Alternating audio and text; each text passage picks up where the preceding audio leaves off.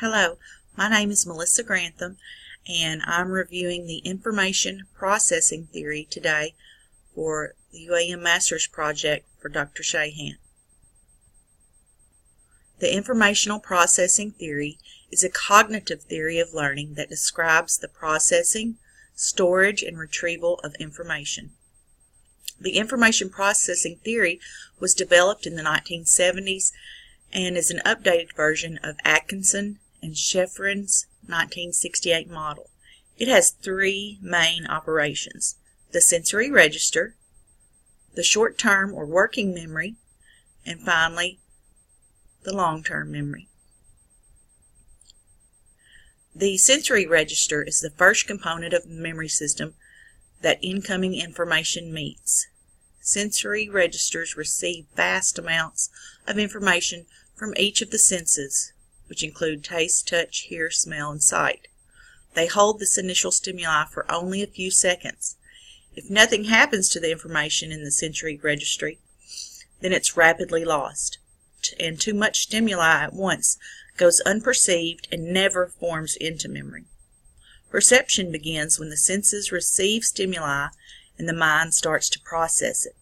Perception is the mental interpretation that is influenced by our state of mind, our past experiences, our knowledge base, and our motivation, to name a few. There's educational implications of the sensory register. The existence of sensory registers have two important implications. Number one, scholars must pay attention to the information if they are to retain it. Number two, it takes time to bring all of the information seen in a moment into consciousness. Being bombarded by too much information at once proves to be ineffective. Gaining and maintaining attention is a must. In the second phase, the short-term or working memory, that is when information that a person perceives and pays attention to is transferred to the second component of this memory system. The new stimuli, which usually contains no more than 9 bits, but can be anywhere from 4 to 9, that is being thought about is stored in the short-term memory. The most important aspect of the short-term working memory is its activity, not the duration. Short-term working memory is where the mind sorts through new information, organizes, stores, discards, and connects it to past and present information. Researchers consider this to be the same as intelligence. Background knowledge is the primary factor needed to enhance memory capability. Long-term memory stores knowledge, skills, information, and memorizes it for a long period of time.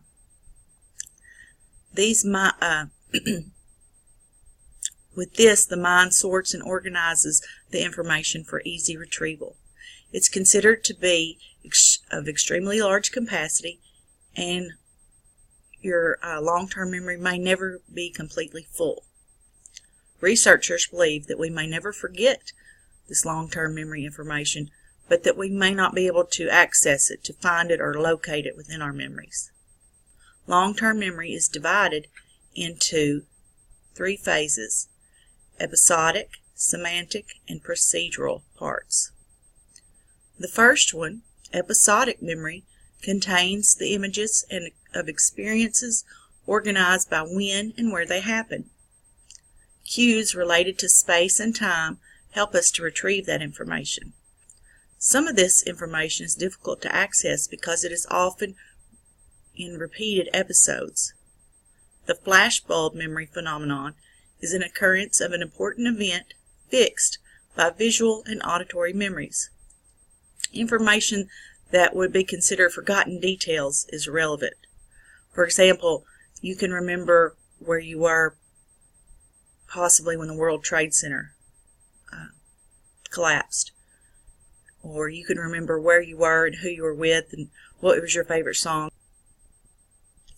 Semantic or declarative memory are memories stored as facts or general information, and they're arranged into schematas.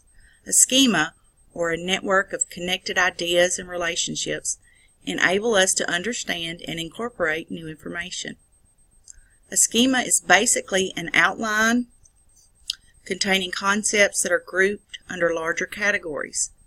Various aspects of schemata can be related by a series of relationships or propositions, and information that fits into a schema is retained for easy, quick access.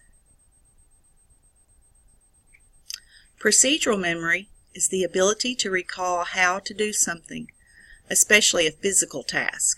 This memory is stored in a series of stimulus response pairings.